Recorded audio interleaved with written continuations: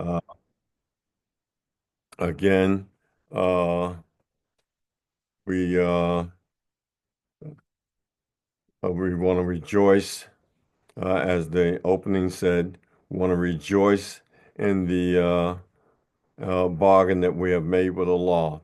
I want to keep that theme going, that you sell your soul to a law, sell yourself to a law. He has purchased you, and therefore, whatever he orders of you, whatever he commands of you, you do it willingly. You give up your right to autonomy, to disagree. You have a right to agree or disagree. You have what is called free will. So the person who sells themselves to a law has given up their right of free will. They don't want free will. They want to only do the will of a law. And whatever that will is, that's all they want to do. They don't want to have a choice to do anything different because they might make the wrong choice and do things wrongly, as opposed to rightly, and get carried off into the wrong. Not that because you sold yourself and you consider yourself a slave of a law, that you won't do wrong. You didn't become angelic, but at the same time, you are more conscious, and we discussed that issue of being right as opposed to being wrong. And when you're wrong, you hurry up and get yourself right again. So we want to rejoice in that bargain. All right, so much for that. Let's get the party rolling today. Uh, I said I have a blockbuster piece of information that's going to shake up the whole Muslim world. I'm going to save that for last. I'm saving that for last, but it's going to be destructive. It's going to be total destructive from now until the day of Qiyamah. I just thought I hadn't gone, couldn't go any further. And then this particular thing that I had been looking at for like 20 some years already came back to my mind. I looked at it and I said, "Oh, don't let this be true." And then if it's true, then it's going to be very devastating for the Muslim world. And come to find out, lo and behold, it was true. So I'm going to save that for last. Let me start the program off with this controversy that's going on regarding liturgy, litany, whether there's something called salah or ritual prayer, and it's identified as a liturgy or litany. I see Brother Shuaib put up a video again the other day regarding Brother Kareem, and he used AI to certify his position regarding liturgy. And he said that he wasn't talking from a Christian perspective. He was talking basically from an Islamic or Quranic perspective. And so that therefore he was referencing the so-called salah or the ritual prayer as being a form of a liturgy or a litany. So he gave his AI definition. So I want to play his AI definition.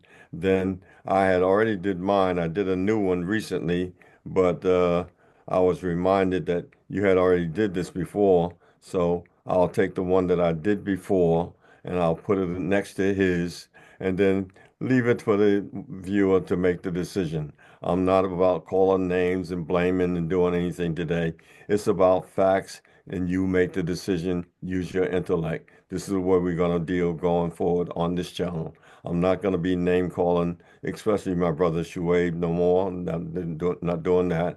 If it gets to that point, I'll just hang it up and give it up. I'm not going to call names, but I am going to disagree, and I am going to deal with facts. I don't care where the facts are, and I expect him, and he will do the same thing with me and anyone else. I think we could cut from the same cloth. I was thinking that one time he might morph into Hamza when we first met. I said, this young man will probably morph into a Hamza later on. But anyway, let's take a look at the two definitions, and we'll see where it goes from there. help you. It seems you have a shallow mind. So let's use the AI to help you out. Ladies and gentlemen, do you see this? This is Copilot. Copilot, I'm not using the free version. I use the paid version. For those who can see the screen, let me put it to show you something. Normally, I have interaction with Copilot in my car. I have it connected in my car. So we do have discussions. You can have a voice talk with the AI, a Copilot. It's a paid version, so let me show you. I pay every month. You see here in the corner here, it will tell you Baba Pro. You see, it's a Pro version.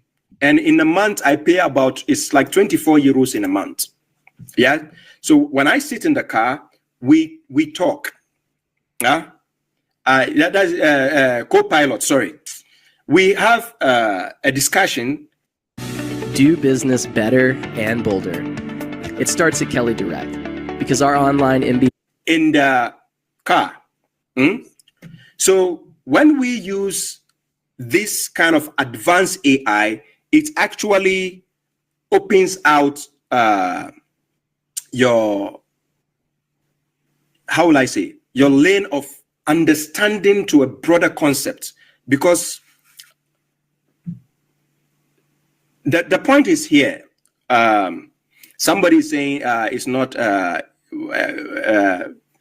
how will I say? Umar Sataur says it's not copilot. No, I can say copilot because there is no hyphen. If there's you understand, if there's a hyphen there, I can say co-pilot. But if it's written directly, I can just pronounce it directly. That's the rules of English language, right? It's just like cooperation. Cooperation sometimes have this, hyphen in the this thing, or in the middle to separate the pronunciation, but sometimes you can join it and pronounce it. There's nothing wrong. So now, when you take this, I usually have discussion with it on advanced levels. Yes, because this is the paid version and I'm paying 24. Normally you find the cheaper versions, you pay 3 euros, 4 euros. This is expensive. 24 euros a month, right? Okay, I'm going to show you something. Based on what Ayub Karim said, I'm going to show you something. Now, let's take the word litany. And this is the question I'm going to ask the co-pilot. Now here, I ask it to define the word litany outside the Christian context, outside the context of Christianity. So this is what it says. Do you see what it says?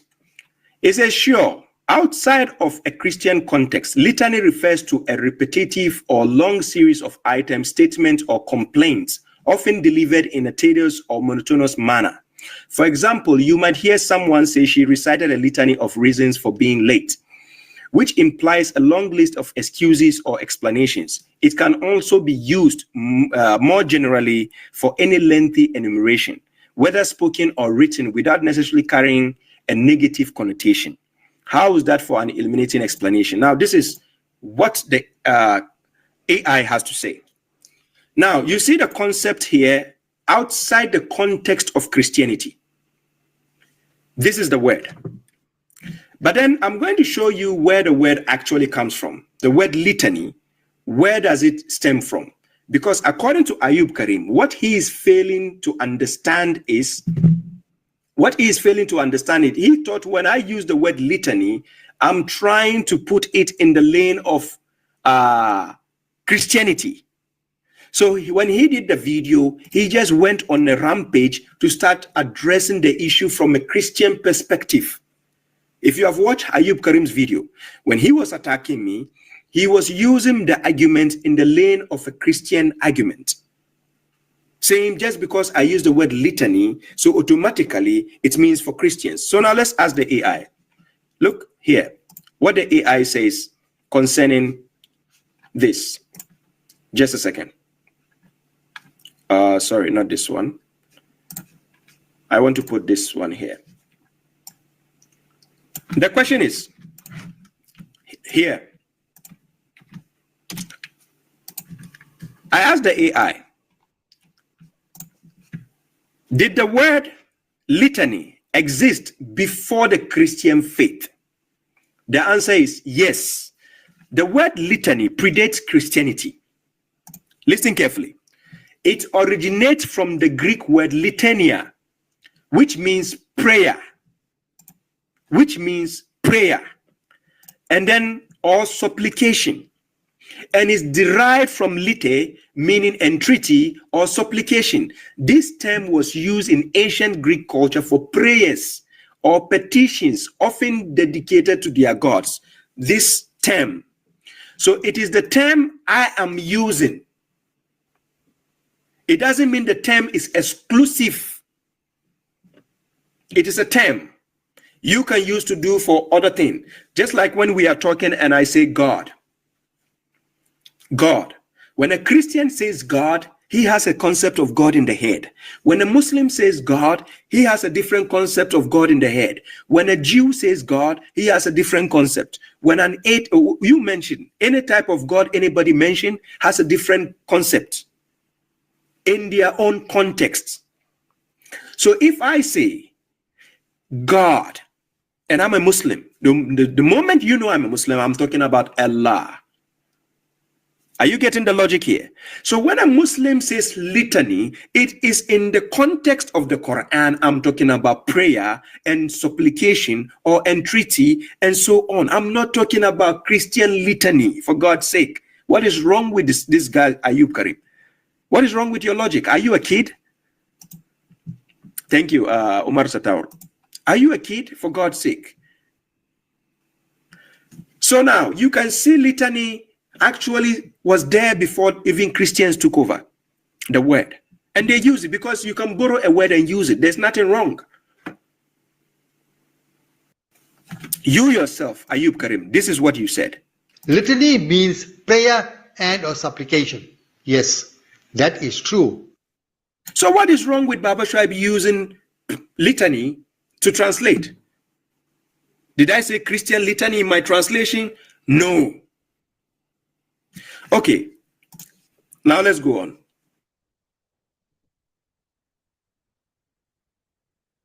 Okay, you heard that version from my brother Shuaib from using AI to help support his position on liturgy and litany. Now, I did the research also, so let's listen to my research.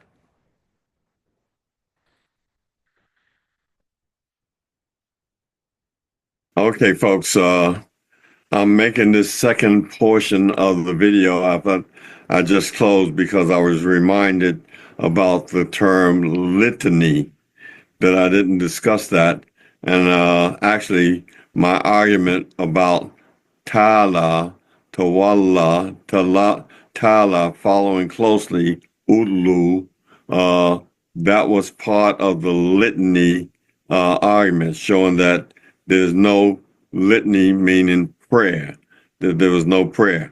But now I forgot to bring chat in to explain the definition of litany. So let me quote the key verse that I want to quote, and then I'll let chat explain the litany idea. So the verse I'm going to quote is chapter 29, verse 45, which I quoted before, 29:45.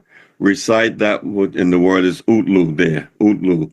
Recite that which has been revealed to thee of the book of thy Lord, book of the book, and keep up prayer. Surely prayer keeps one away from indecency and evil, and certainly the remembrance of Allah is the greatest force, they say in brackets, and Allah knows what you do. So there's the verse there. And I say that the word litany, can you put that poster up that we have? This is a situation where Brother Shuaib quotes confirmation of the litany, and he's talked about it from his perspective as salah. I think the brother Wissam came on and questioned him about litany and one thing after the other and so forth and so on. So now with that and this portion that I'm just adding on, I want to play chat and let chat determine based on the argument that I gave already about Tawala to follow closely and confirm that information that I gave that was supposed to be part of the litany argument. Let's go with chat. Let's begin with the definition of litany and then move step by step through the Quranic verses you asked for, applying the principle of bivalence, true or false with no middle ground, qualifiers or external interpretations. Definition of litany. A litany in English traditionally refers to 1. A form of prayer used in services and processions, consisting of a series of invocations or supplications by the leader with responses from the congregation. 2. A repetitive chant or recitation, often with ritualistic or devotional purpose. 3. A prayer or series of petitions, usually recited to God. So a litany, by definition, is a ritualistic recitation directed to God, often led by clergy, involves call and response, like Amen. Now, does the Quran contain any word that fits this definition? 1. Word checking Quran. Is there a word meaning litany? Let's use the Arabic Quran and look for words possibly translated into litany, lietani, a non-Arabic word.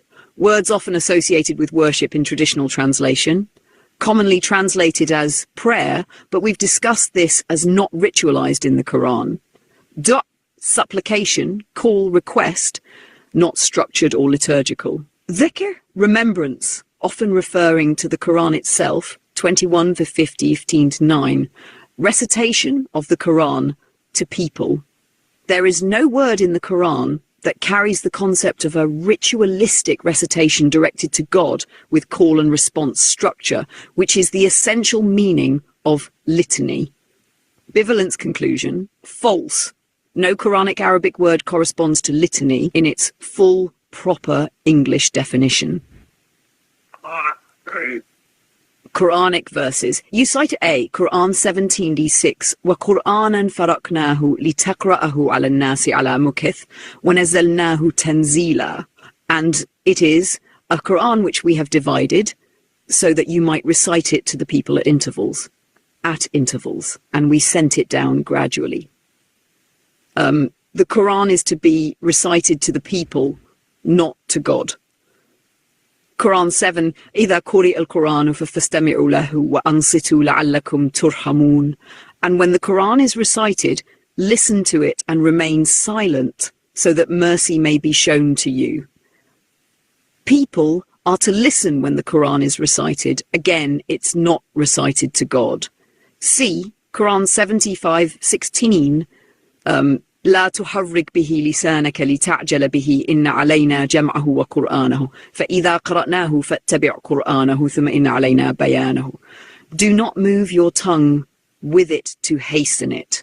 Surely upon us rests its collection and its recital.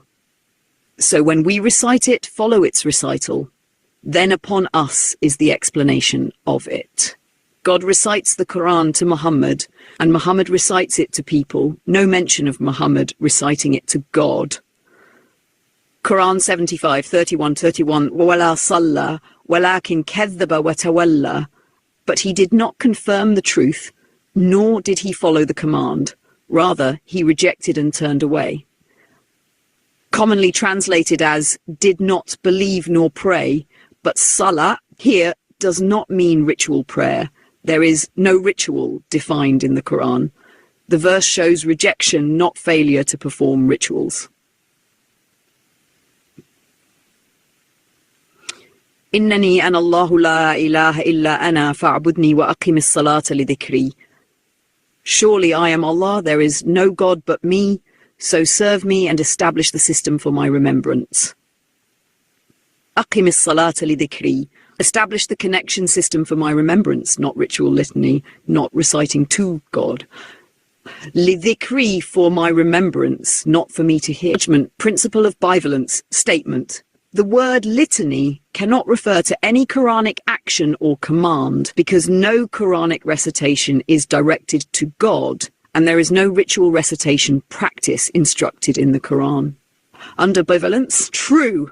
The Quran does not prescribe a litany-type ritual, does not direct its recitation to God, and does not include any verse where God demands the Quran be recited back to him. The Quran is recited to the people, not to God. Any ritualistic back-and-forth recitation like a litany is an addition to the Quran and contradicts its command to follow only what is revealed. 6, 114, 6, 7, 36.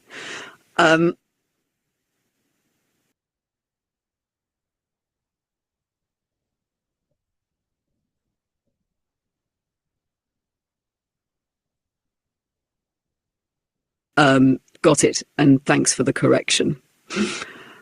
The verse you're referring to is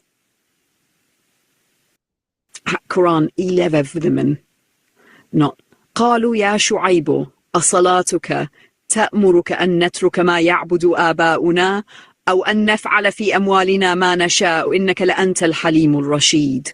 They said, "O Shu'aib, does your salah command you that we should forsake what our fathers worshipped, or that we should not do with our property what we please? Surely you are the forbearing, the right-minded." Here, salah is connected to moral legislation, not ritual.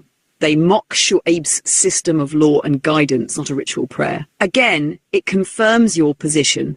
Salah in the Quran is not a litany or ritual prayer. The thread is now saved under litany, not a ritual prayer called salah, not found in the Quran. Let me know if you...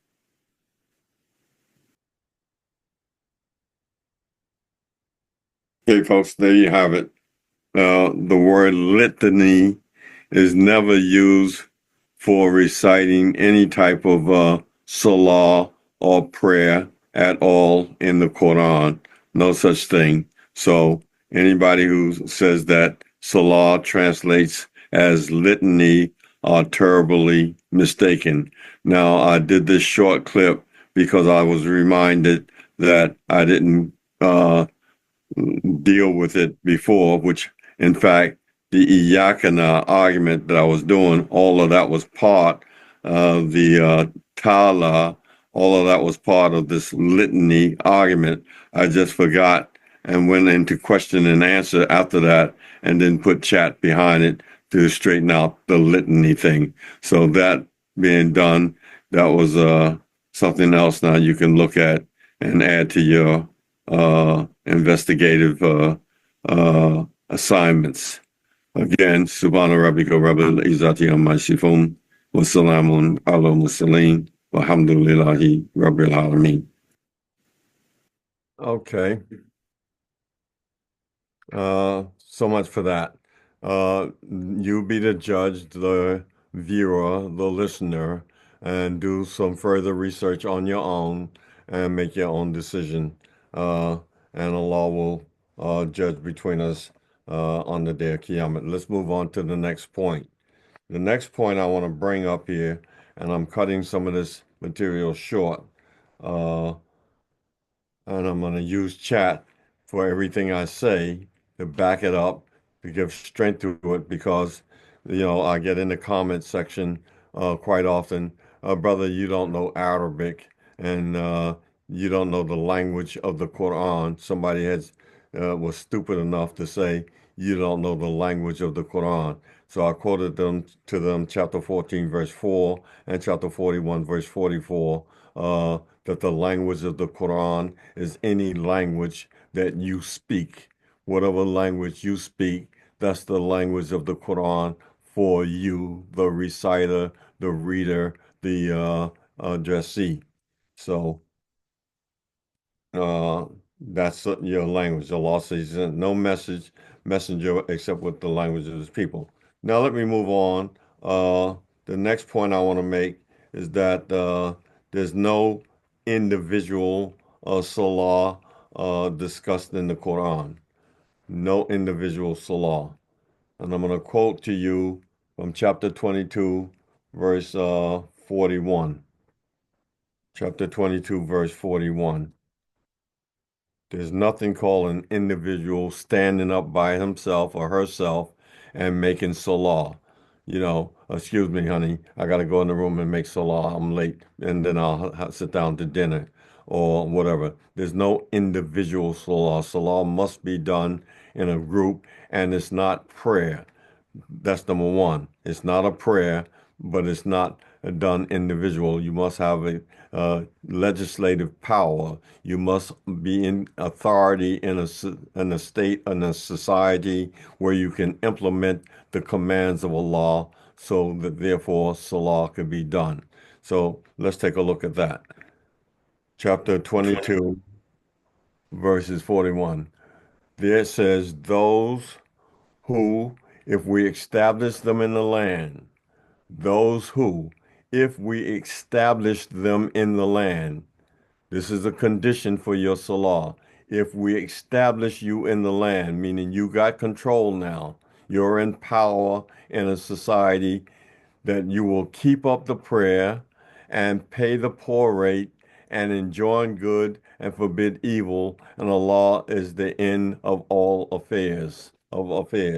So therefore, Allah is making it clear that you must be in authority in the land to establish or a system called salah based on the Quranic concept of salah. It's not ritual praying 5 times a day, 3 times a day, 2 times a day, facing this direction, that direction, reciting this back to Allah, one thing after the other. That is not the Quranic concept of salah. We made it clear that there's no Arabic word in the Quran that translates as salah. We made that clear.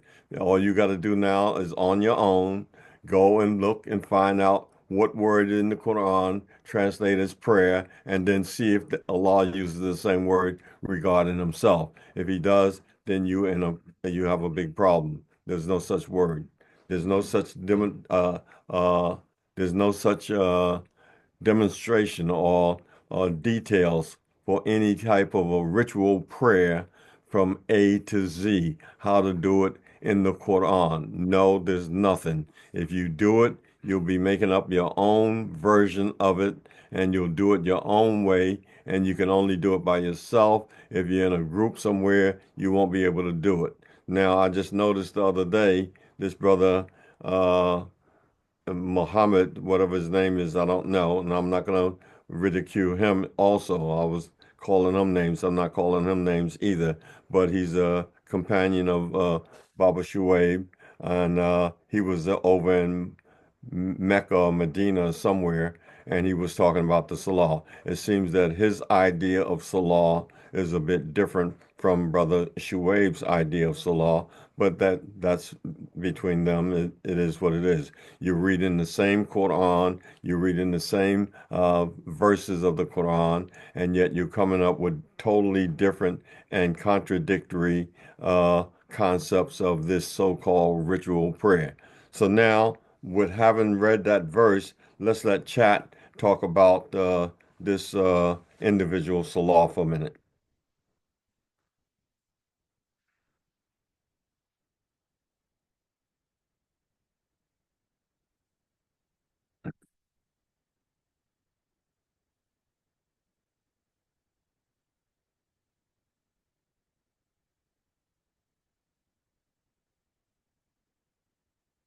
Excellent foundation. Based on your framework, we are examining whether the Quran, 1, ever instructs or describes an individual person doing salah. 2, ever describes salah as a ritual or prayer practice, which we've previously ruled out. 3, uses language, verbs, pronouns, structure that restricts or permits salah to individual or collective activity. Let's now work systematically, beginning with a verse commonly used to argue for individual salah. In Quran 20:14, surely I am Allah, there is no God but I, so serve me and keep up prayer, aqimis salah for my remembrance. Arabic, innani ana Allahu la ilaha illa ana, fa'harbudni wa aqimis salata li dhikri, addressed to Moses directly. Verb, aqimi. Second person masculine singular, you singular, establish. This would be the strongest candidate for an individual salah command. But note, It does not define what salah is. It does not describe Moses performing a ritual act. It does not say it must be done alone. Context of verse 20:12 to 16 shows a revelatory moment, Moses receiving a mandate, including to lead and legislate. Conclusion, bivalent. True that 2014 uses a singular verb addressed to an individual. False to conclude that this means salah is an individual act of ritual prayer. The verse commands Moses to establish something, not perform a private act. 2. And keep up prayer and pay the poor rate and bow down with those who bow down.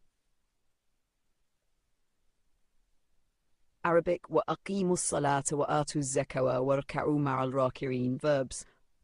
أَقِيمُوا, to all plural, you all command to Bani Israel in context.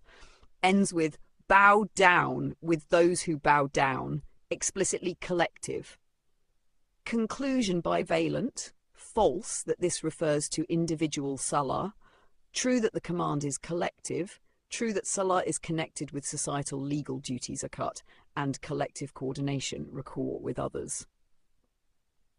3. Quran 4:1-2, and when thou art among them and leadest the prayer for them. Arabic, وَإِذَا كُنْتَ فِيهِمْ فَأَقَمْتَ لَهُمُ الصَّلَاةَ. Salah in a time of fear or battle, kented you, فَأَقَمْتَ لَهُمْ, you establish for them, clear leadership in a group. Conclusion, false that this is individual salah. True that this is collective salah established by a leader, a function of governance under threat. 4. Quran 7:4-5. So woe to the praying ones who are unmindful of their prayer. Arabic, فَوَيْلٌ لِلْمُصَلِّينَ الَّذِينَ هُمْ عَنْ صَلَاتِهِمْ سَاهُونَ. Al-Musallin. Those who perform salah, plural, active participle. Context, hypocrisy, neglect of duty, social injustice. 107:7. Conclusion, false that these are sincere individual ritual prayers. True that the context critiques a group who perform salah but neglect justice, charity, and care, again pointing to collective social duty. Preliminary synthesis. True statements. Some verses speak to individuals, e.g. Moses in 2014, but this is not proof of individual ritual salah. All examples examined so far support collective understanding, often involving leadership, governance, and justice. False statements that the Quran ever describes or mandates ritual prayer for individuals, that salah is a personal, private action disconnected from social legal context.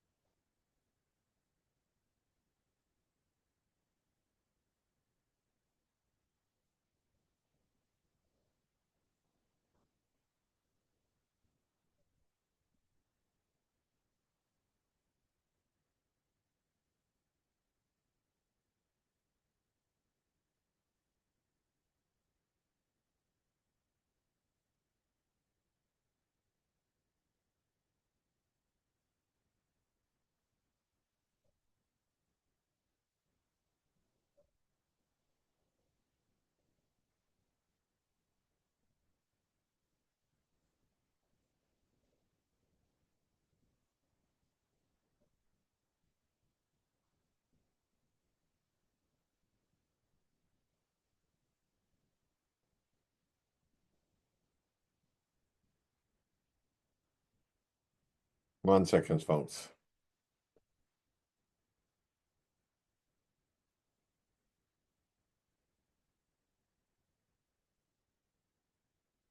Was that the end of that? No, we're making an adjustment. Just hold tight for a second. As I said, there's no script here. Everything is on the job training as you see it. We don't edit. We don't have any program set aside. We just come here and put in the work and stumble and bumble our way through. But the facts that we present, this is what we want you to walk away with, the facts, not the ambiance of this program. This is about facts.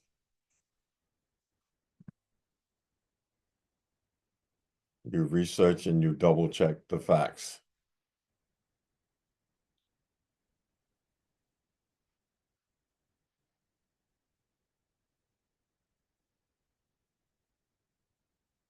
the full formalized write-up as promised.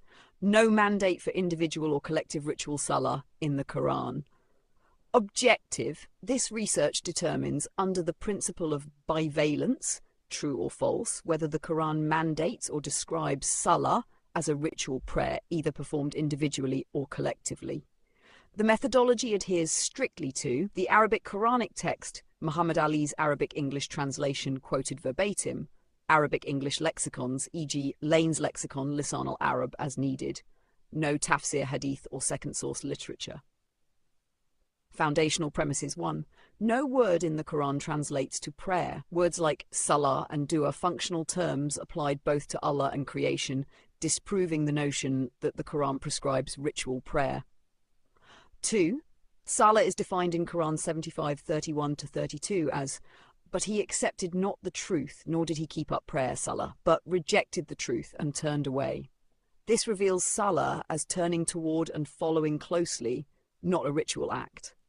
3. Other occurrences of salah support this understanding. 24:41, Bird's salah shows collective alignment and natural order. 1187, Shu'aib's salah implies his legal political system, not private devotion. Those given power establish salah as part of governance. 4. The Quran identifies Islam as deen, a system of legislation and obedience, e.g. 17's 9:931, not a religion composed of rituals, verse-by-verse analysis. 1. Quran 20:14 addressed to Moses, surely I am Allah, there is no God but I, so serve me and keep up prayer for my remembrance.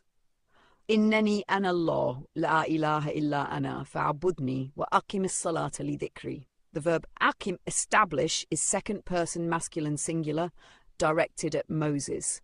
There is no description of a ritual act. The phrase for my remembrance aligns with obedience, not liturgy. Conclusion, false, that this instructs Moses to perform individual ritual prayer. True, that it commands Moses to establish a system connected to remembrance and leadership. Quran 2:43, and keep up prayer and pay the poor rate and bow down with those who bow down. وَأَقِيمُوا الصَّلَاةَ وَآتُوا الزَّكَاةَ وَارْكَعُوا مَعَ الرَّاكِعِينَ. Verbs are plural. Keep up, pay, bow down. The clause with those who bow down shows coordination. Conclusion, false, that this is a command for individual. True, that it refers to a collective law-bound system including economic justice. Zakat. 3. Quran 4:102, Salah, and when thou art among them and leadest the prayer for them, وَإِذَا كُنْتَ فِيهِمْ فَأَقَمْتَ لَهُمُ الصَّلَاةَ, describes the Prophet organizing Salah in a dangerous situation. Uses قَمْتَ لَهُمْ, establish for them, plural. Conclusion, false, that Salah is an individual or ceremonial act here. True that Salah is leadership in collective obedience and security. 4. Quran 4-5, rebuke of ritualism. So woe to the praying ones who are unmindful of their prayer. فَوَيْلٌ لِلْمُصَلِّينَ الَّذِينَ هُمْ عَنْ صَلَاتِهِمْ سَاهُونَ. Uses plural noun, those who do salah. Critiques those who perform salah while neglecting justice and charity, verses 1-7. Conclusion, false that salah here refers to valid ritual worship. True that it condemns performative acts disconnected from social responsibility. Synthesis of findings. Proposition, truth. The Quran mandates individual ritual salah. False. The Quran mandates collective ritual salah. The Quran describes salah as a ritual act of prayer. The Quran describes salah as a system of alignment, obedience, leadership. Final conclusion. Under the principle of bivalence and strict linguistic analysis, there is no mandate in the Quran for either an individual or collective salah as a ritual prayer. All references to salah relate to alignment, obedience, and systemic leadership, not ritual or liturgy. Let me know what... Okay, so now we have another one that has been explained. You have the verse from the Quran that we quoted, those who, if we establish them in the land, that they will now implement this system that is called salah, which is the Quranic concept of salah. It's not a ritual prayer. It's not the namaz from the Zoroastrian religion that has morphed into the uh, uh, Salafi, Wahhabi idea of five daily prayers and this idea of Muhammad going up to heaven to get in the prayers and arguing with God and all this kind of business and him and Moses. All that mess is nothing to do with the reality in the Quran. So we have it there. So therefore now anyone who goes to make a prayer, let me go make my prayer. Let me go make this prayer. Did you make your salah? Well, no, you can go right over there. There's a room over there, or you can stand by yourself. And there's nothing like that supported in the Quran, period. So now take your pick, do what you please, take the information you want, and all of that. Don't come back on this channel and comment, oh, the brother's lost his mind, the brother's out of his mind, and all that. And you haven't did no research, you have no argument or nothing unless you want to call Allah a liar. I'm quoting verses. I'm quoting verses that I see support the position that I take, and I'm having chat just like Brother Baba Shuaib. He had chat to back him up, and he quotes positions that he have his mindset as authoritative proof text, and he's using AI to back him up. I'm doing the same thing. You can do the same thing, but don't come with your comments and your sly remarks and all of that, and that's all you got. You need to go somewhere and sit down and stay home with that mess. Stop acting like children or idiots. You see, don't get in the mix with intelligent people who are trying to learn and trying to do what their Lord commands them to do. Don't get into that with your mockery and foolishness. And don't try to drag me into that mess. I'm trying to get up out of it now. I don't want to be drug into that with you, with your comments. And I always say that you will make those comments, and then you see that this Zoom is on. You won't come on. You won't confront nobody. You just sit back with nothing. And even when I check your channel out to see who you are, you have nothing but a bunch of girly pictures or some nonsense or some foolishness, but you have nothing. But you got a whole lot of mouth to say because a brother from the United States who don't know Arabic, a convert to a revert or whatever you want to call, how in the world he's going to know something? He's going to know more than these Arabs. He's going to know more than these Pakistanis. He's going to know more than these other people, this little brother from the ghetto. How does he know? Allah don't just give knowledge to whom he please. He picks certain people. This idea of Allah giving knowledge to whom he pleases, that's not true.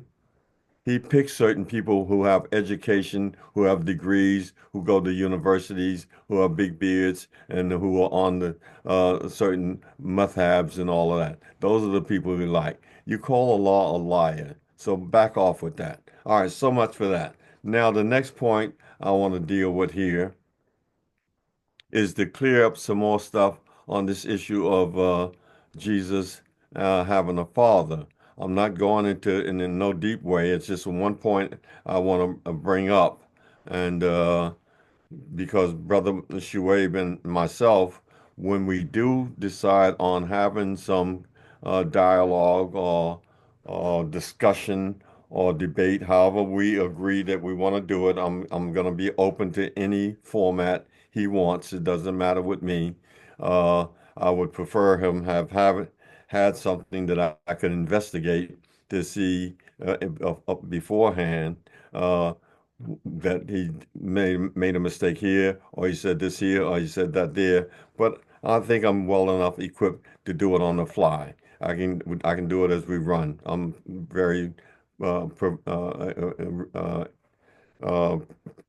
expert.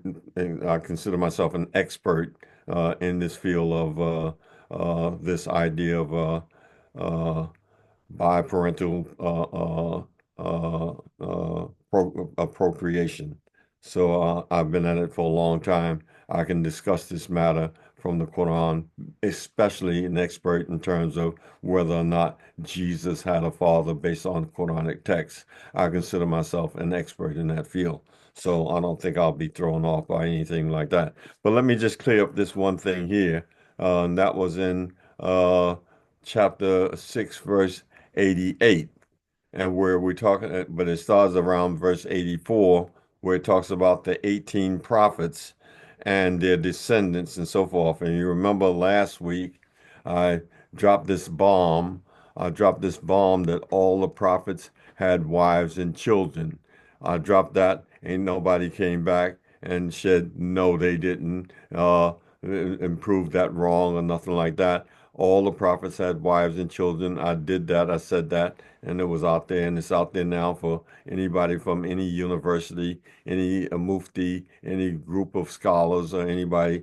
That's a Quranic statement, and I backed it up, and that's there. So now I'm going to put this out here now to help clean up that situation again. And the point there has been made regarding four Arabic terms. One is the word wa, the other one is the word men, another one is the word abba, which translates as father, and the other one is il ehem, from or among. So let's get that straight so we can see what that's talking about. I'm not going to go through all of those verses and so forth.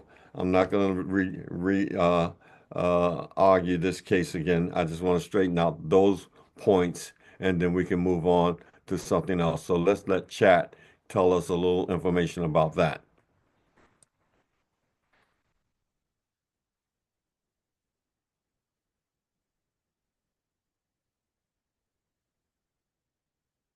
(688) In chapter 6, verse 88 of Muhammad Ali's Arabic English translation of the Quran, the verse mentions, and some of their fathers and their descendants and their brethren, and we chose them and guided them the right way. Let's analyze the specific Arabic terms you've highlighted. Wa, min abba, and ihim, referencing Lane's lexicon and Lisan al-Arab for their definitions. One wa, this is a common conjunction in Arabic, primarily translating to and. It is used to connect words, phrases, or clauses, indicating addition or association. 2, min. This preposition generally means from or among. It denotes origin, separation, or part of a whole. 3, abba. This is the plural form of ab, meaning fathers. It refers to male ancestors or forefathers. 4, ihim, ikhwanihim. This term is derived from ikhwan, meaning brethren, or brothers, with the suffix him, indicating their. Thus, ihim translates to their brethren. In the verse, the structure and some of their fathers and their descendants and their brethren suggests a reference to the familial relations of the prophets mentioned earlier. The use of their fathers implies that these prophets had fathers. Therefore, based solely on the linguistic analysis of these terms, it is true that the verse indicates all the mentioned prophets, including Jesus, had fathers. This conclusion is drawn strictly from the meanings of the words without any additional interpretation or commentary.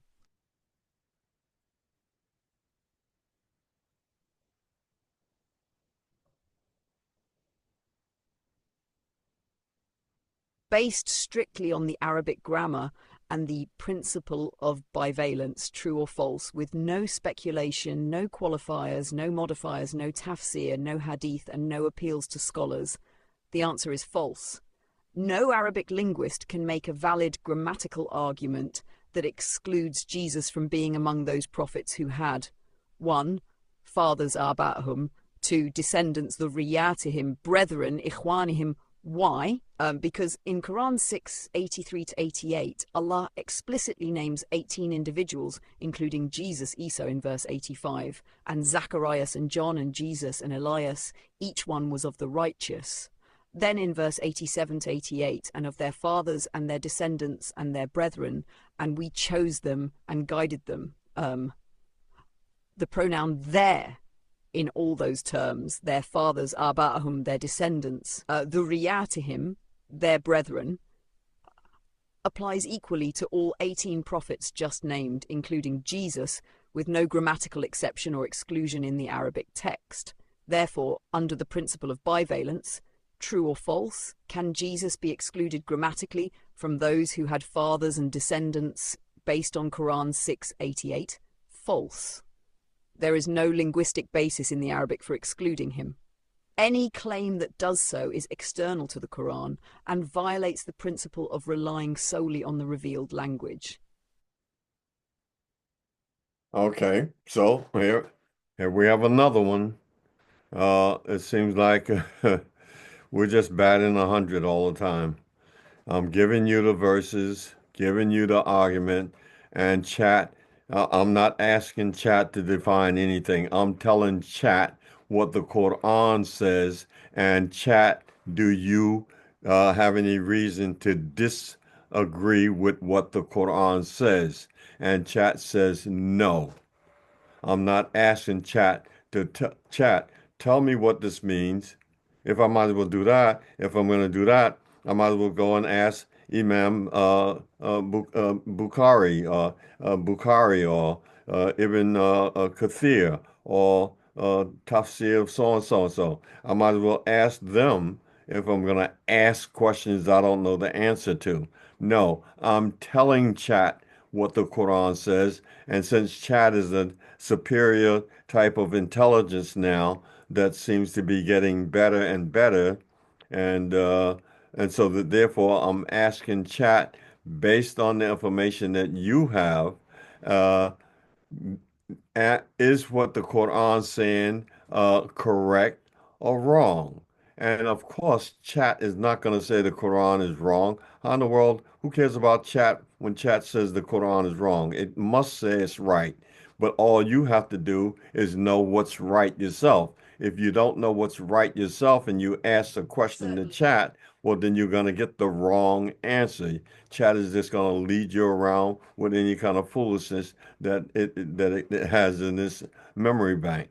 Now, the chat that I use, I've already trained it. So when I come on with chat, it's like, oh, here we come, this heavy stuff again. All right, let's get ready to rumble. And I said, chat, let's play it. Let's do it. You understand? Don't try to pop me off. Don't try to geese me. You understand? Because I already know what I'm talking about. So I'm asking you now, do you confirm what I'm saying is right or wrong based on the language and one thing after the other? Because people say, that guy don't know no Arabic. He don't speak Arabic. He doesn't know this. He doesn't know that. So now what do you know? So now this is your Jesus had a father thing right there in that 18 prophets that we talked about. That's clear and decisive information there, and there's nothing to exclude Jesus based on some grammatical words that might seem to say, well, it's some from among, this among, that among. No, everything is clear in that case there. So now you use your own judgment and you make a decision based on your own judgment and your research. Allah is going to hold you accountable. He's going to hold you accountable because he gave you hearing, sight, and intellect, and he told you not to pursue. Don't go running behind something that you have no knowledge, and don't ask about things that when you get the answer, you're not satisfied, but you're not happy with that. You just want to know things, you want to ask things, and you don't know, and thank you for this, and thank you for that, and one thing after the other, is it true to this and that, like little children. Like little children, grown people acting like children in a nursery school, asking, what is, mommy, what is that? Daddy, what is that? That's a bird. Birds fly. Is it a chicken? No, it's not a chicken. It's a bird. It's a sparrow. You see? So don't be so silly and don't come after me with that silly talk. You're not ready for this. You go somewhere and sit down and play with kids. You see, Baba Shuaib and myself, we're going to teach you guys how to have discussions, how to have discussions based on research. I respect him on that level of being intelligent and being able to refine, listen, and hear. And I do believe that if he's convinced of something, clearly he will accept it. And if not, well, then he's entitled to not accept it. The point is that we can make our cases and move on. And this is what we intend to do going forward. So now, let me leave that and move on to my main topic for the day before I drop this bomb after that. After this, I'm getting ready to drop this nuclear bomb after this topic here. But this is my main topic for the day that I was going to get before, and that is regarding intercession. Is there any intercession? And I'm going to play this video that I saw on YouTube regarding intercession, and let you see how you're being duped by people who act like they got degrees and went to universities and all that kind of thing, and totally contradict the Quran, period. So let's take a look.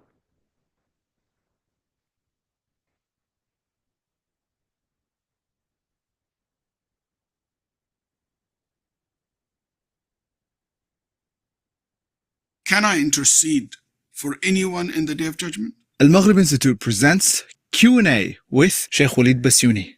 The intercession in the Day of Judgment is something that the Ahl Sunnah, the Muslim Sunni, believe that it will take place. Many intercessors, the Prophet will intercede, messengers and Prophet will intercede, righteous people will intercede, family member will intercede, angels will intercede, many people. So there is a possibility you can intercede, but intercession has two conditions. Number one, that you can initiate. You can say, I want to intercede for this person, until Allah subhanahu wa ta'ala give you the permission and say, do you want to intercede? So you don't initiate it. It has to be the permission given to you from Allah subhanahu wa ta'ala first, because that is a time and a place where the honor and the respect of Allah subhanahu wa ta'ala is so high, so much. Even the Prophet ﷺ will not dare to start the intercession until the Nabi ﷺ said, Allah will tell me to come and I will fall down, prostrate before Allah. Then Allah will say, until now the Prophet didn't say anything. He was just told, come and make sujood and praise your Lord. And after he finished, the Prophet said, Allah will tell me, raise your head and ask, and you will be giving. So here Allah gave him the permission to intercede. And that applied to everyone, angels, prophets, messengers, average Muslims, anyone of us. So first thing, the permission. And Allah subhanahu wa ta'ala said, إِلَّا بِإِذْنِهِ, يعني they will not intercede without His permission. And also that Allah subhanahu wa ta'ala, إِلَّا لِمَنْ رَضِي, Allah said in the Quran that they will only intercede for those who Allah subhanahu wa ta'ala is pleased with. He pleased with you, pleased with the person that you can intercede for. That's why because of this, ulama rahimahullah said, there is no intercession for disbelievers. There is only one exception was made for Abu Talib, who's a disbeliever, and Nabi sallallahu alaihi wasallam interceded for him that he basically, Allah reduce his punishment in that day of judgment. But as for the believers, if these conditions are met, yes, the person can intercede. And that's one of the beautiful things about being part of a righteous family, because family members intercede for each other. Wife intercede for her husband. Husband intercede for his wife. Fathers and parents intercede for their children. Children intercede for their parents, and so forth. Even friends, they intercede for each other. So make sure that you always care to have a righteous family, good friends, that you will benefit from them, hopefully, inshallah ta'ala, in the day of judgment. May Allah subhanahu wa ta'ala protect you. And by the way, intercession can be not only to someone in hellfire, intercession can be someone to be raised his level or her level in Jannah. More discussions and details in regard to the issue of intercession will be addressed, inshallah ta'ala, in our class, my favorite class, Raise of Faith. So make sure that you register and join our class.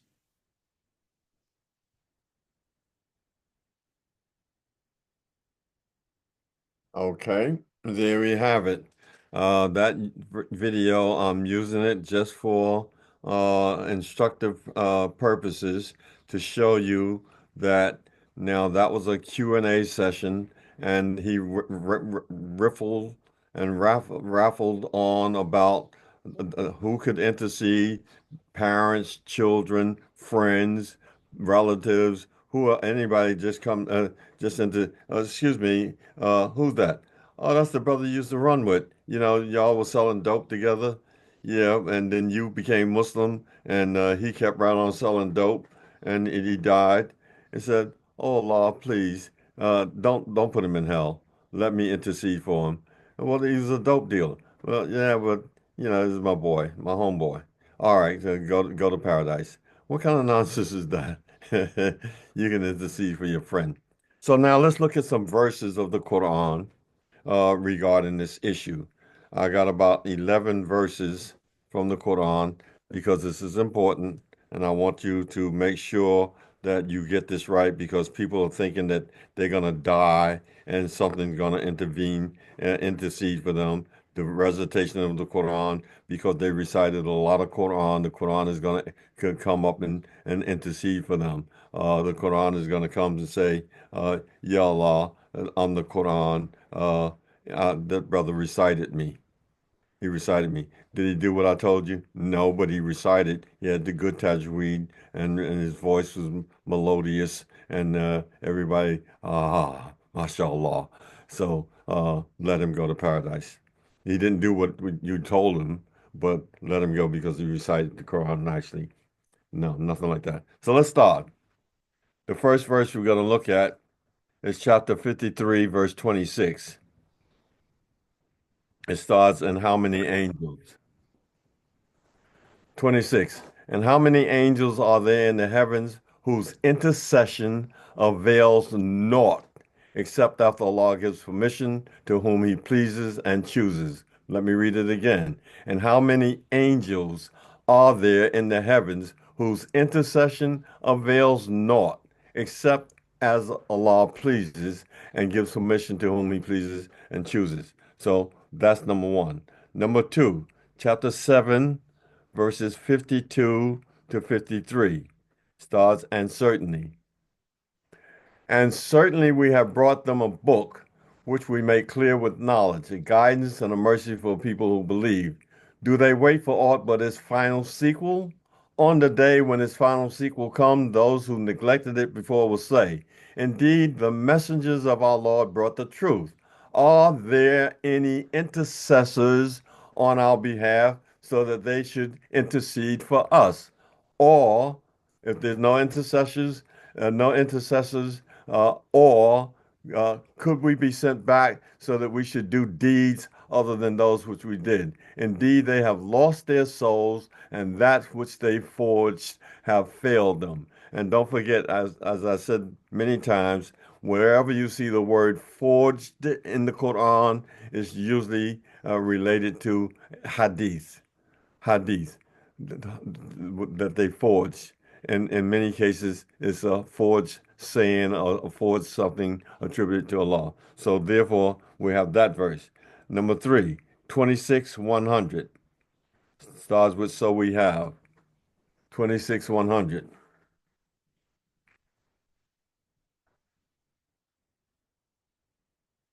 Chapter 26, verse 100.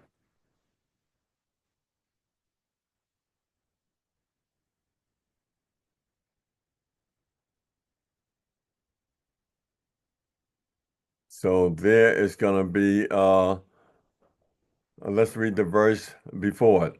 And none but the guilty led us astray. Well, let me start at verse 97. By Allah, we were certainly in manifest error when we made you equals with the Lord of the world. We elevated people to your equality. We made them ashhadu an la ilaha illallah. Okay, Ashadu Muhammad Rasulullah. So two entities can legislate now, Allah and Muhammad. We educated you, Muhammad, to that level. So whatever Allah says is one thing, and whatever the Prophet says is something entirely different. We don't care if it contradicts, like stoning and apostasy and one thing after the other. So we were in error when we made you equals with the Lord of the world. Number 99. and none but the guilty led us astray. None but the guilty led us astray. So we have what? No intercessors.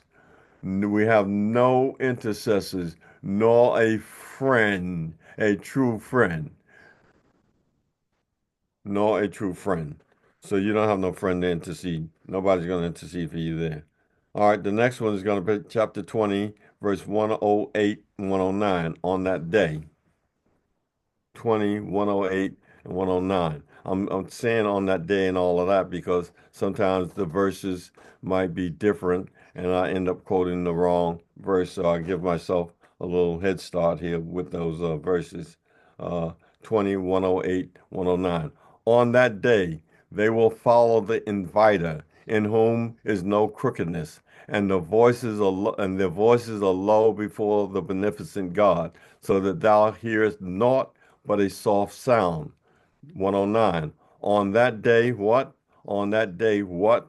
No intercession avails except him whom Allah beneficent rather allows, and whose word he is pleased with. No intercession avails except on that day. And we're going to find out that when we finish this argument, Allah ain't letting nobody intercede in no kind of way, period. Except whom he pleases, yes, but he ain't gonna please to let nobody intercede for nothing. Nothing. Okay, next one is chapter 6, verse 129. Again on that day.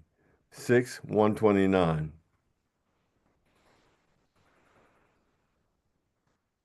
6, 129.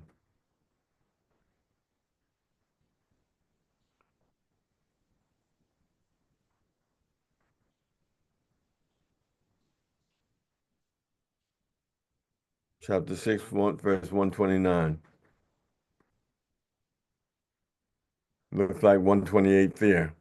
And on the day when he will gather them all together, O assembly of jinn, you took away a great part of men, and their friends from among men will say, Our Lord, some of us profited by others, and we have reached our appointed term, which thou didst appoint for us. He will say, The fire is your abode, you shall abide therein, except as the law pleases. Surely a law is wise and knowing. 6:129. We don't have anything specific on that situation about that the intercession. I made a check here to make a note on that. Now we go back into the intercession verses again, but we're going to see what the benefit of that later on. Chapter 2, verse 48. Chapter 2, verse 48. Chapter 2, verse 48. And guard yourselves against a day when no soul will avail the other in the least. Neither will what? Neither will what? Neither will intercession be accepted on its behalf, nor will compensation be taken from it, nor will they be helped. Let me read that again. And guard yourselves against a day when no soul, what soul? No soul will avail another in the what? In the least. Neither will intercession be accepted on its behalf, nor will compensation be taken from it, nor will they be helped. So that's point blank straight up. The next one is chapter 2, verse 122 to 123. O children of Israel. Chapter 2, verse 122 to 123. O children of Israel.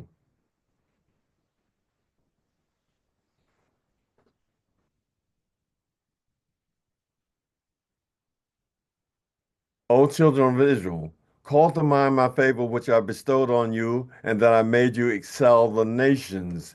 And be on your guard against what? A day when no soul will avail another in the least, neither will any compensation be accepted from it, nor will intercession profit it, nor will they be helped. That's clear, straight up and down, no chaser. Next one, chapter 2, verse 254.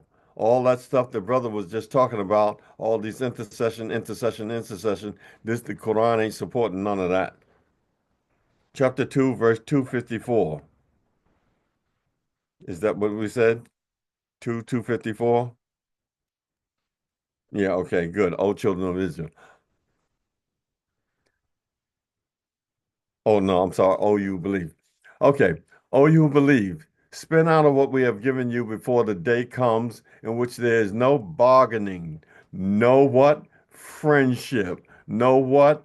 Intercession. And the disbelievers, they are the wrongdoers. Let me read that again. Oh, you who believe, who trust, spend out of what we have given you before the day comes in which there is no bargaining. You see our beautiful recital at the opening of the Zoom. Rejoice in the bargain that you made with your Lord. You better make your bargain now and get that right, because on that day you can't strike a bargain then. Oh Allah, I'll be your slave. Oh Allah, I'll do everything. Oh Allah, I'll give up my autonomy. No bargaining that day. Oh, you believe, spend out of what we have given you before the day comes in which there is no bargaining, no friendship, no intercession, and the disbelievers, they are the wrongdoers. They are the wrongdoers.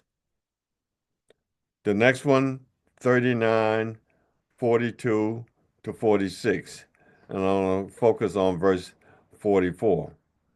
42 to 46. 39, 42 to 46.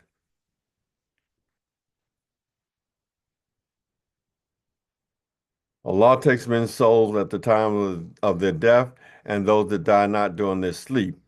Then he withholds those whom he has passed the decree of death, and sends others back till an appointed term. Surely there are signs in this for people who reflect. Or take their intercessors besides Allah, say, what?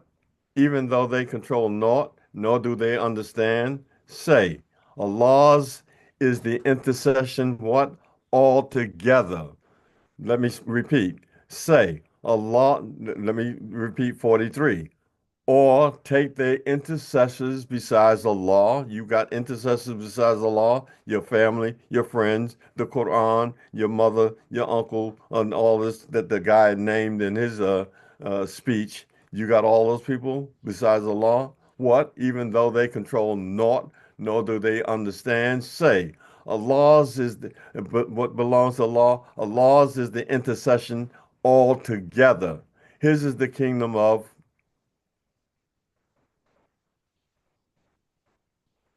His is the kingdom of the heavens and earth. Then to him you will be brought back. And when Allah, let me just like this verse here. And when Allah alone is mentioned, the hearts of those who who believe not in the hereafter shrink. And when those besides him are mentioned, lo, they are joyful. 46. Say, O Allah, originator of the heavens and earth, knower of the unseen and the seen, thou judgest between thy servants as to what they differ therein. Okay, so now Allah's intercession altogether. Let's take a look at now. We're almost finished. Chapter 74, verse 48 to 51. 48 to 51. And actually, 48 is the verse I'm looking at. So we might not even go any further. But let's try it. So intercession of the intercessors will not avail them. So intercession of the intercessors will not avail them. What is then the matter with them that they turn away from the reminder, as if they were frightened asses fleeing from a lion? Fleeing from a lion. Why do they turn away from the reminder, from the Quran, as if they were frightened asses fleeing from a lion? And this is what the average person does. This is why the messenger is going to complain, oh, my people have abandoned this Quran. My people have abandoned this Quran. They left it. They made hijrah. They fled from it like they're fleeing from a lion, like they're asses. They're like they're asses. Let me leave that one alone. Chapter 40, the last one I have here, chapter 40, verse 16 to 18. Chapter 40, verse 16 to 18, and warn them. 40, 16 to 18. The day when they come forth, nothing concerning them remains hidden from Allah, to whom belongs the kingdom this day. To whom belongs the kingdom this day? Question mark. To Allah, the one, the subduer. This day every soul is rewarded for what it earned. No injustice this day. Surely Allah is swift in reckoning. And warn them of the day that draws near, when hearts grieving inwardly rise up to their throats. Then iniquitous, the iniquitous will have no friend nor intercessor who should be obeyed. Let me read that again. And warn them of the day that draws near, when hearts grieving inwardly rise up to their throats. The hearts rise up to their throat. That's not your brain. That's your heart and your qulub, and your qulub and your sudur, your chest. The iniquitous will have no friend nor intercessor who shall be obeyed. So now let's ask chat to give some information regarding confirmation rather regarding those verses, and see if chat say, oh no, those verses were all wrong. They're not right. You got that all wrong. Let's see if chat is bold enough to make a statement like that. We gave the argument. Now we ask chat, since you're so intelligent and all that, what do you think about these verses in the Quran that we just gave you? You agree or you disagree? We don't care what you do, but we just want to ask you to see how smart you are. Oh, how stupid you are. I think you're going to be smart enough to say, I'm not going to agree with that Quran, that's for sure. Let's begin by examining the term shafa'a as defined in classical Arabic lexicons, followed by an analysis of the specified Quranic verses to determine the Quran's stance on intercession. Definition of shafa'a. 1. Lane's lexicon. According to Edward William Lane's An Arabic English Lexicon, the root shef primarily means to join one thing to another, or to make a thing to be even or double. The derived noun shafar, refers to the act of interceding, mediating, or pleading on behalf of another. Specifically, it denotes the act of a person interceding for another, seeking to procure a benefit or remove harm. 2. Lisan al-Arab. In Ibn Manjur's Lisan al-Arab, shafara is described as the act of intercession or mediation. It involves someone intervening on behalf of another to seek favor or pardon. The term is rooted in the concept of pairing or coupling, indicating the addition of the intercessor's plea to that of the one seeking favor. Analysis of Quranic verses on intercession. Let's examine each of the specified verses to understand the Quranic perspective on intercession. 1 Surah Najm 53:26. Arabic. وَكَمْ مِنْ مَلَكٍ فِي السَّمَاوَاتِ لَا تُغْنِي شَفَاعَتُهُمْ شَيْئًا إِلَّا مِنْ بَعْدِ أَنْ يَأْذَنَ اللَّهُ لِمَنْ يَشَاءُ وَيَرْضَى. English. And how many angels there are in the heavens whose intercession does not avail at all except after Allah has given permission to whom He wills and approves. Analysis. This verse indicates that even the intercession of angels is ineffective unless Allah grants permission and is pleased with the intercessor. Surah Al-A'raf 52-53. وَلَقَدْ جِئْنَاهُمْ بِكِتَابٍ فَصَّلْنَاهُ عَلَى عِلْمٍ هُدًى وَرَحْمَةٍ لِقَوْمٍ يُؤْمِنُونَ هَلْ يَنْظُرُونَ إِلَّا تَأْوِيلَهُ يَوْمَ يَأْتِي تَأْوِيلُهُ يقول الذين نسوه من قبل لقد جاءت رسل ربنا بالحق فهل لنا من شفعاء فيشفعوا لنا أو رد فنعمل غير الذي كنا نعمل قد خسروا أنفسهم وضل عنهم ما كانوا. English. Certainly we have brought them a book which we have detailed with knowledge. a guidance and mercy for a people who believe. Are they waiting except for its result? The day its result comes, those who had ignored it before will say, "The messengers of our Lord had come with the truth, so are there any intercessors to intercede for us? Or could we be sent back to do other than what we used to do?" They will have lost themselves, and what they used to invent will have departed from them. Analysis.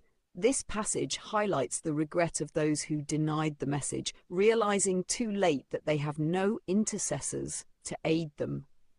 3. Surah Ash-Shu'ara, 2601 Arabic, فَمَا لَنَا مِن شَافِعِينَ English. So now we have no intercessors.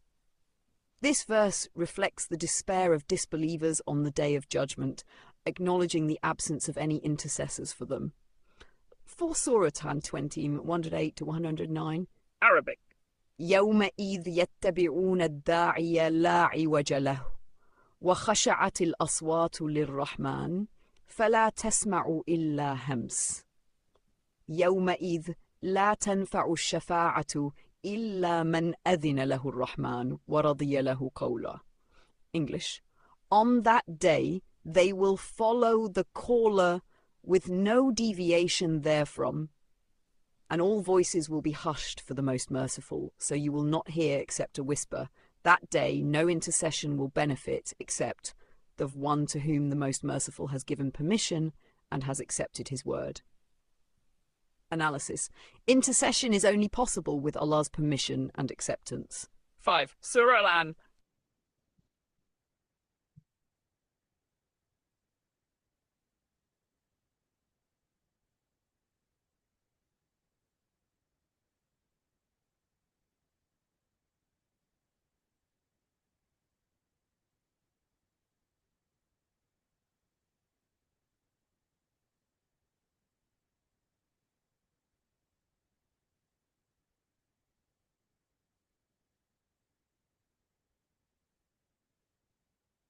Perfect. Let's continue from 6 Surah Al-An and go step by step through the remaining verses you listed. As always, the Arabic and English are from Muhammad Ali's translation, and the analysis is based solely on the text using the principle of bivalence, true or false, with no qualifiers or outside sources. 6 Arabic. وَكَذَلِكَ نُوَلِّي بَعْضَ الظَّالِمِينَ بَعْضًا بِمَا كَانُوا يَكْسِبُونَ. Muhammad Ali translation, and thus do we make some of the iniquitous to befriend others on account of what they earn. Analysis. This verse does not mention intercession explicitly, but it frames divine justice as the binding of the unjust together based on their deeds. No mention of shafa'ah or hope for it here. If anything, it sets a tone of personal accountability, denying the idea that others can change your outcome. Arabic. لا تجزي نفس عن نفس شيء ولا يقبل منها شفاعة ولا يؤخذ منها عدل ولا هم ينصرون. Translation. And guard yourselves against a day when no soul will avail another in the least, nor will intercession be accepted from it, nor will compensation be taken from it, nor will they be helped. Analysis. This is a direct denial of intercession being accepted. Intercession, shafara, is named and negated in every form, along with compensation and external help. So 122 to 123. Arabic 123. يا بني إسرائيل اذكروا نعمتي التي أنعمت عليكم وأنا فضلتكم على العالمين واتقوا يوما لا تجزي نفس عن نفس شيئا ولا يقبل منها عدل ولا تنفعها شفاعة ولا هم ينصرون. Muhammad Ali, O children of Israel, remember my favor which I bestowed on you, and that I made you excel the nations. And guard yourselves against a day when no soul will avail another in the least, nor will any compensation be accepted from it, nor will intercession profit it, nor will they be helped. Again, intercession is named and explicitly denied. The verse doesn't say accept or give qualifications. Just like 248, it's a flat-out false that intercession helps on that day under the rule of bivalence. Arabic, Ya ayyuha alladhina amanu anfiqu mimma razaqnakum min qabli an ya'tiya yawmun la bay'un fihi wala khullatun wala shafa'at wal kafiruna humul zalimun. Muhammad Ali translation, O you who believe, spend out of what we have given you before the day comes in, which there is no bargaining, nor friendship, nor intercession, and the disbelievers are the wrongdoers. Analysis, intercession is again named and explicitly denied. Not even friendship or trade will help. Shafa is said to be non-existent on that day. Let's isolate the key verse here. Arabic, كل لله الشفاعة جميعا له ملك السماوات والأرض ثم إليه ترجعون. Muhammad translation say Allah's is the intercession altogether. His is the kingdom of the heavens and the earth. Then to him you will be returned. Analysis. This verse consolidates all intercession solely with Allah. No third party has any intrinsic intercessory power. Under bivalence, it's false that anyone besides Allah can intercede. Arabic for فَمَا تَرَهُمْ شَفَاعَةُ الشَّافِعِينَ. Muhammad Ali intercession or the intercession of intercessors will not avail them. Analysis. This verse clearly says intercession from others will not benefit. Under bivalence, that's false that anyone else can intercede successfully. Let's focus on the key verse. The key verse. وأنذرهم يوم الآزفة إذ القلوب لدى الحناجر كاظمين ما للظالمين من حميم ولا شفيع يطاع. Translation, and warn them of the day that draws near, when hearts will rise up to the throats, choked. The wrongdoers will have no friend nor any intercessor who is listened to. Analysis. This clearly denies the effectiveness of intercessors. No intercessor who is listened to. The text affirms that intercessors exist but are not obeyed or heeded, meaning they are powerless.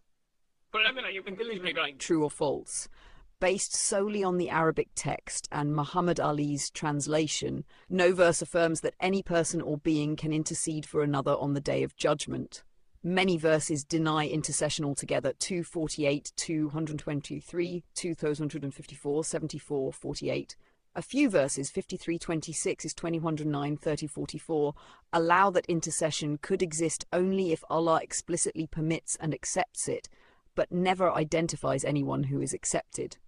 So under bivalence, it is false that the Quran affirms intercession by anyone other than Allah himself.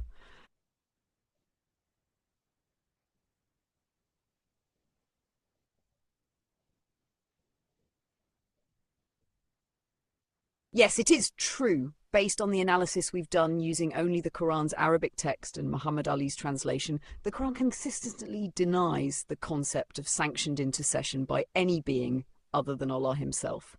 And even that is not described as intercession in the conventional delegated sense. So any source outside the Quran, whether hadith, seerah, tafsir or fiqh, that promotes or allows intercession contradicts the Quranic text directly. Under the principle of bivalence, this contradiction is objectively false if it claims intercession is valid or permitted for others on the Day of Judgment. The conclusion stands clearly: no intercession is sanctioned by the Quran. Oh, well, so much for that. We have another one. It seems like we just get these right all the time. No intercession. So all that spiel, all that speech that brother gave is just nonsense. And the innocent Muslim who doesn't think, who doesn't research, who just sits back and make comments and look at things and make comments and use, well, I think this and I think that. They just are gullible and they eat up this information. They live, they transfer it to other people, innocent people, and have them living by it and living this false hope, this false sense that, well, something can intervene for me on the day of Qiyamah. So whatever, I ain't got to be all that strict and tight about what I'm doing now because I'm doing enough, and Allah will and have someone intercede for me on the day of Qiyamah. That's not right. That's wrong. That's all against the Quran. We just proved it. So now, so much for that.